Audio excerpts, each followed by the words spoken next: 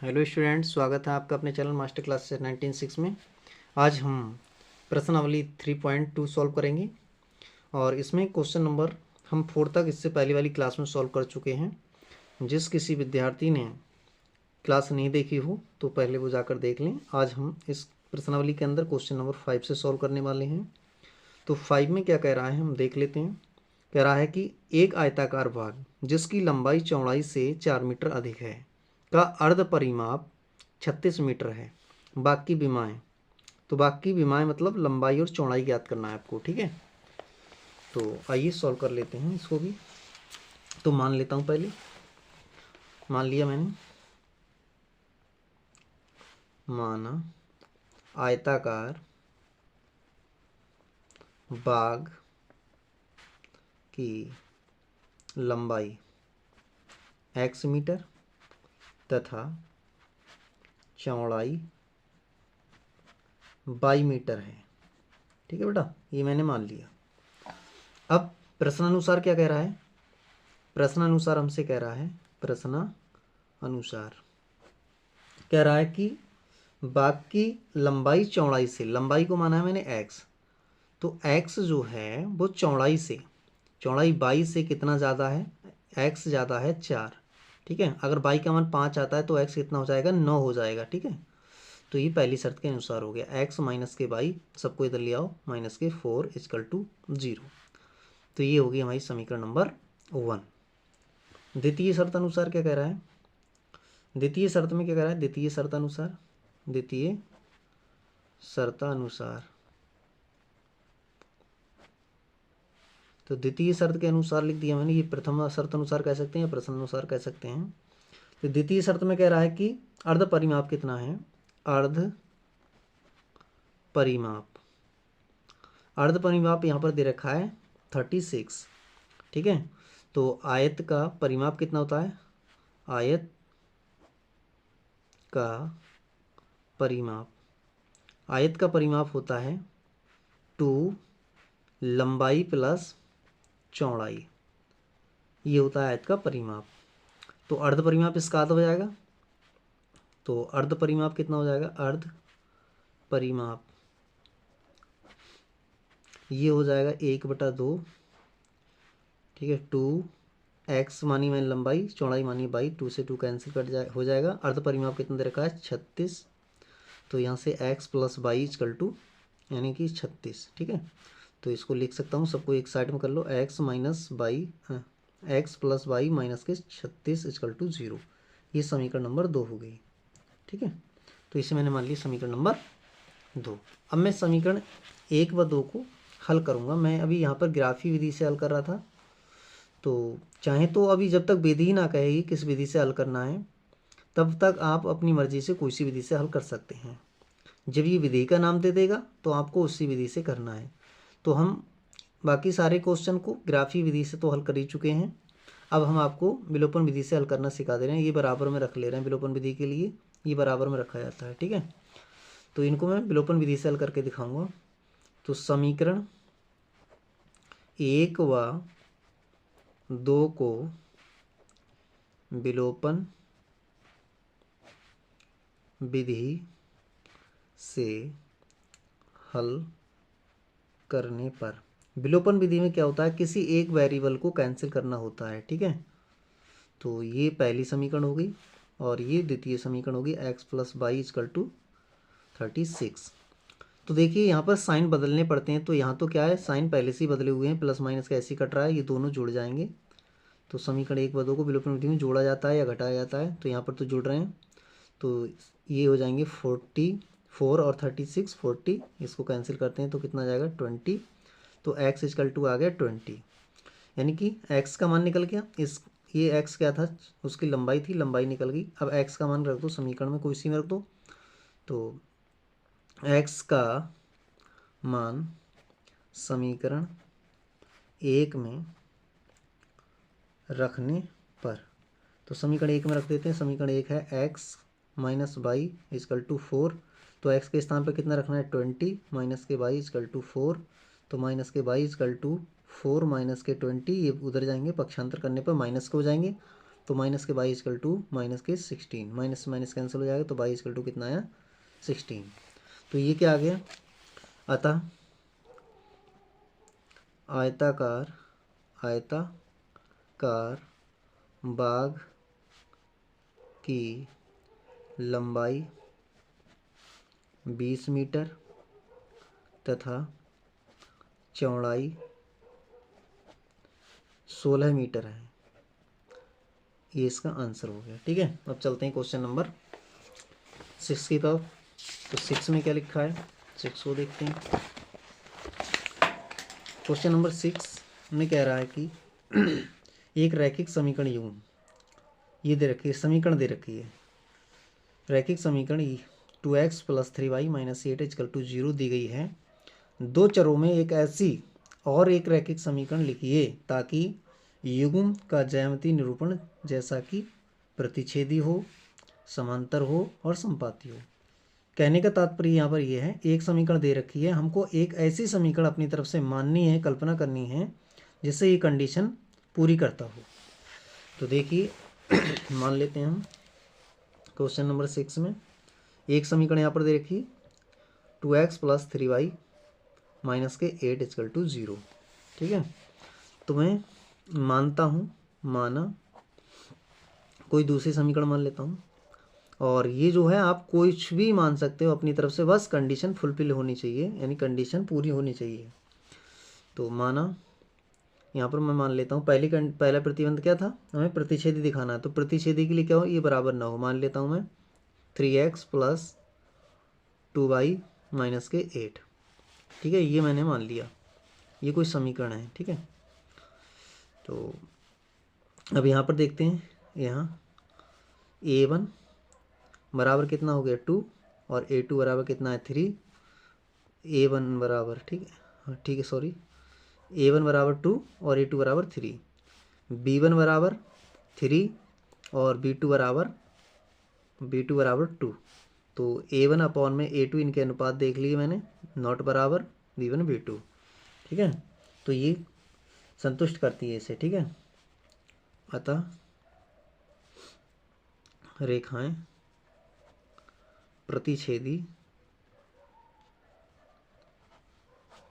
होंगी। ठीक है, तो आंसर हमारा क्या हो गया, ये हो गया आंसर। ठीक है, 3x + 2y - 8।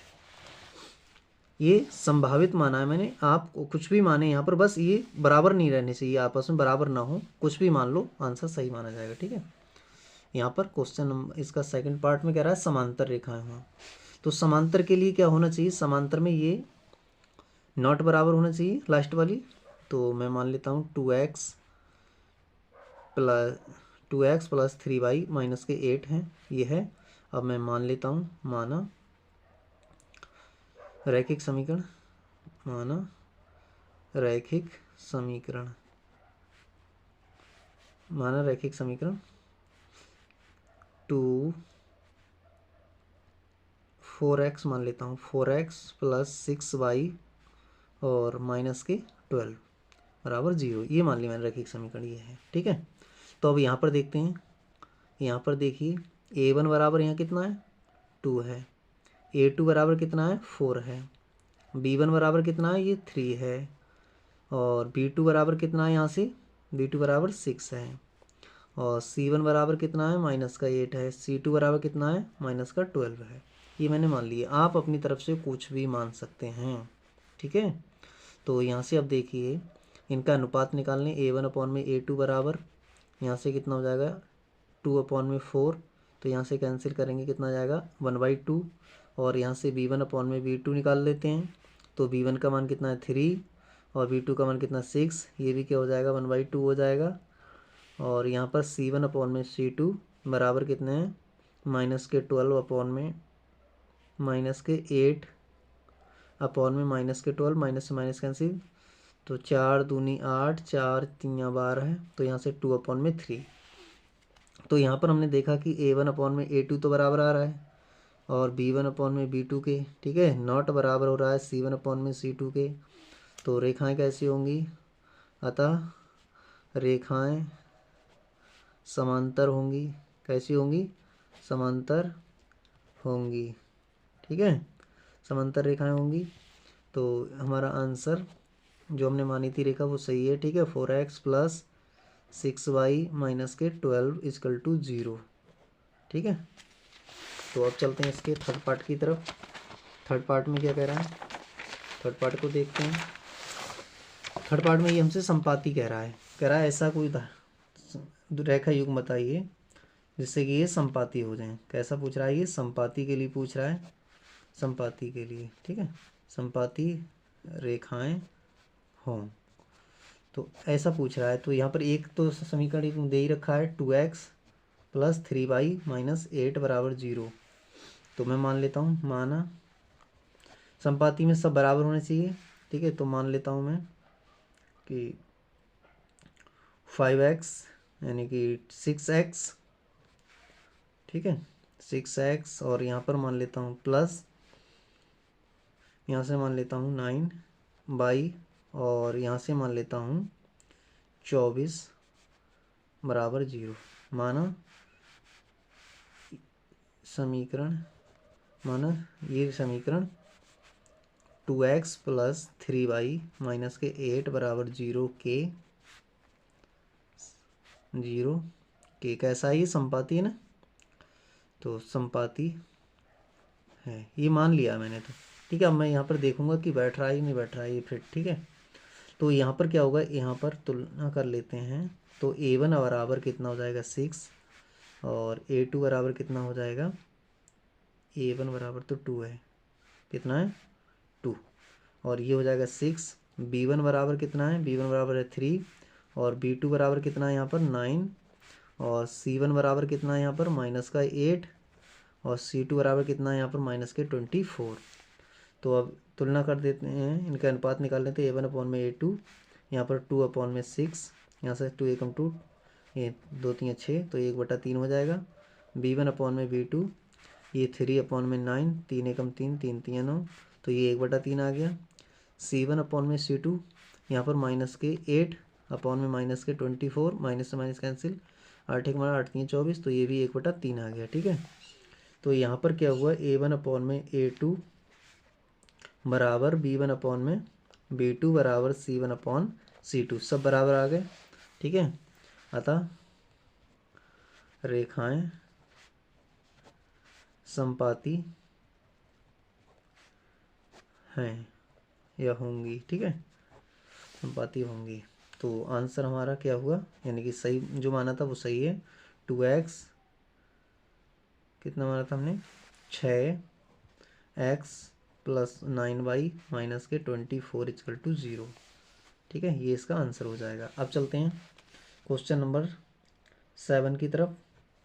तो क्वेश्चन नंबर 7 में क्या है देख लेते हैं। क्वेश्चन नंबर 7 हमसे कह रहा है कि समीकरण दे रखा है x माइनस वाई प्लस 1 बराबर 0 और 3x प्लस 2y माइनस के 12 इक्वल टू 0 का ग्राफ खींचिए। इसका ग्राफ बनवा रहा है। x अक्ष और इन रेखाओं से बने त्रिभुज के शीर्षों के निर्देशांक ज्ञात कीजिए। त्रिभुजाकार पटल को छायांकित कीजिए। तो देखिए हमें क्या इसके लिए ग्राफ पेपर चाहिए। तो ग्राफ पेपर के लिए यहाँ पर मैं लिख लेता हूँ पहले तो x माइनस के वाई प्लस का 1 इक्वल टू 0, ये समीकरण नंबर 1 हो गई। और दूसरी लिखिए 3x माइनस के प्लस के 2y और माइनस के 12 इक्वल टू 0, ये समीकरण नंबर 2 हो गई, ठीक है। तो यहाँ से सबसे पहले तो मुझे बिंदु चाहिए, तो वो बिंदु लिख लेता हूँ पहले तो समीकरण 1 के लिए बिंदु चाहिए, तो उसके लिए सारणी बना लेता हूँ छोटी सी, ठीक है।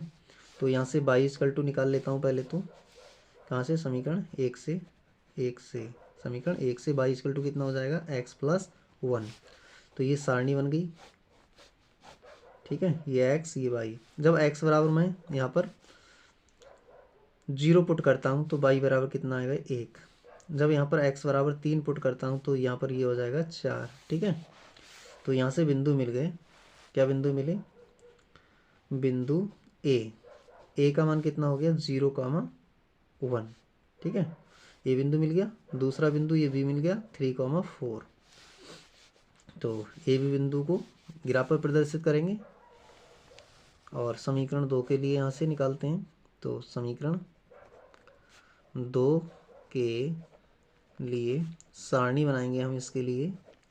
तो सारणी बनाएंगे तो कितना हो जाएगा, ये 2y इजकल टू, यहाँ पर ये 12 उधर जाएगा प्लस का हो जाएगा, ये 3 जाएंगे माइनस का हो जाएंगे 3x। तो यहाँ से y इजकल टू कितना हो जाएगा 12 माइनस के 3x अपॉन में 2। कहाँ से हुआ ये समीकरण 2 से, कहाँ से हो गया समीकरण 2 से। तो इसके लिए एक सारणी बना लेते हैं छोटी सी। तो ये सारणी बन गई, ठीक है। ये हो गया x, ये हो गया y। जब x का मान मैं कितना लेता हूँ, जब x का मान 0 लेता हूँ तो यहाँ से y का मान कितना आएगा, यहाँ 12 बचेंगे, 2 से भाग कर देंगे 6 बचेगा, ठीक है। जब x का मान मैं 2 लेता हूँ, x का मान 2 लेता हूँ तो ये 6 में से 6 गए, 12 में से 6 गए 6, और यहाँ पर 3 आ जाएगा, ठीक है। तो बिंदु यहाँ पर मिल गया मुझे, बिंदु 0 का, ये C से दिखा दिया 0,6, और यहाँ पर जो बिंदु आया D का मान, तो वो D के बिंदु क्या है, ये आ गया, ठीक है। तो इन बिंदु को मुझे कहाँ पर ग्राफ पेपर पर दिखाना है। बिंदु A 0,1, B 3,4, C 0,6 तथा बिंदु D 2,3 को ग्राफ पेपर पर आलेखित या निरूपित या प्रदर्शित करने पर, ठीक है, करके लिख दे रहा हूँ, करके मिलाने पर, ठीक है। इन्हें आलेख पर पहले प्रदर्शित करेंगे, उसके बाद मिला देंगे। तो इसके लिए चाहिए मुझे ग्राफ, और ग्राफ को देख लेता हूँ मैं, ठीक है। तो ग्राफ ले लेता हूँ मैं, इसको बना लेते हैं फटाफट। तो मैंने ग्राफ पेपर ले लिया है, ठीक है। तो अब इसको बना लेते हैं, क्या क्या बिंदु थे बनाते हैं इसको ग्राफ पेपर पर। तो मैं पेन से ही बना लेता हूँ आज, चलिए पेंसिल से ले लेते हैं, पेंसिल।